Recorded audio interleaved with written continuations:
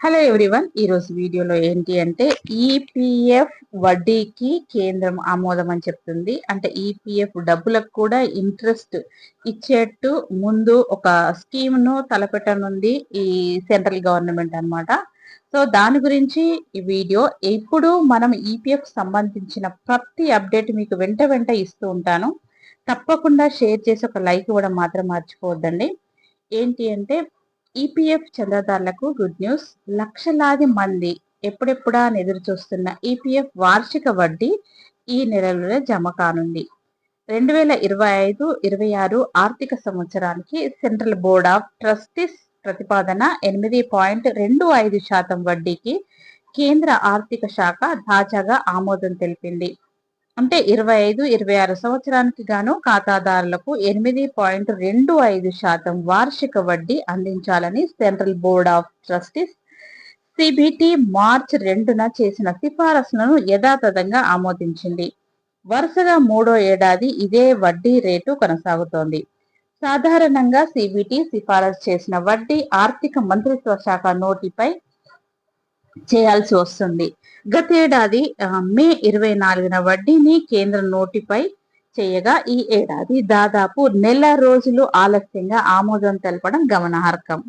అయితే ఈ నెలాఖరులోగా పిఎఫ్ ఖాతాలకు వడ్డీ జమయ్యే అవకాశం ఉందని సంబంధిత వర్గాలు తెలిపాయి. గతంలో కేంద్రం ఆమోదం తెలిపిన తర్వాత కూడా వడ్డీ జమ అవ్వడానికి మరికొన్ని రోజుల సమయం పట్టేది. కొత్త ఎకో సిస్టమ్ ను అభివృద్ధి చేసిన నేపథ్యంలో చందాదారుల ఖాతాలో వెంటనే నిధులు జమ అయ్యే అవకాశం ఉందని సంబంధిత వర్గాలు తెలిపాయి. ఇక ఆలస్యం వల్ల వడ్డీ ప్రయోజనం కోల్పోతామా? గత ఆర్థిక సంవత్సరానికి కేంద్రం ఇప్పుడు వడ్డీ జమ చేస్తోంది. కానీ ఆర్థిక సంవత్సరం ముగిసి 3 నెలలు కావస్తోంది.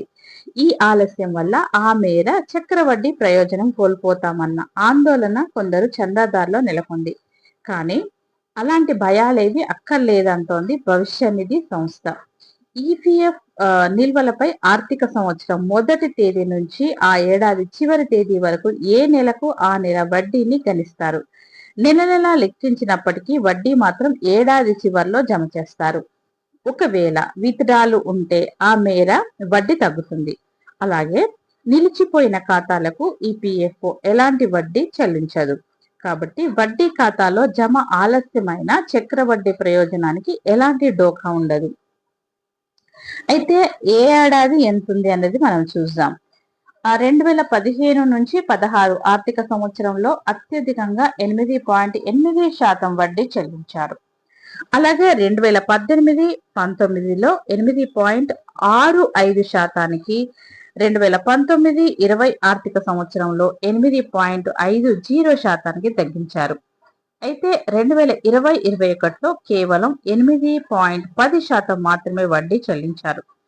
ఇటీవల కాలంలో ఈ అత్యల్పం 2022 నుండి 23లో మళ్ళీ 8.15% పెంచారు. ఆ మరుసటి ఏడాది నుంచి గత 3 ఏళ్లుగా 8.25% చొప్పున వడ్డీ చెల్లిస్తున్నారు. ఇది అన్నమాట దీనికి పిఎఫ్ కి సంబంధించిన వడ్డీ రేట్ల గురించి ఈరోజు వీడియో. ఇవి వెంట మీకు అప్డేట్ ఇస్తూ ఉంటాను. వీడియోను ఎక్కడ స్కిప్ చేయకుండా చూడండి. తప్పకుండా షేర్ చేయండి. ఇది అందరికీ యూజ్ అయ్యే వీడియో కాబట్టి పిఎఫ్ అనేది ఈ రోజులలో ప్రతి ఒక్క ప్రైవేట్ సెక్టార్లో అయినా గవర్నమెంట్ సెక్టార్లో అయినా కానీ ఈ పిఎఫ్ అనేది ఉంటుంది కాబట్టి ఇది అందరికీ యూజ్ అయ్యే వీడియో కాబట్టి తప్పకుండా షేర్ చేయండి. ఇలాంటి మంచి ఇన్ఫర్మేషన్ కోసం మన ఛానల్ కొత్తగా చూసేవారు సబ్స్క్రైబ్ చేసుకోండి. Thank you.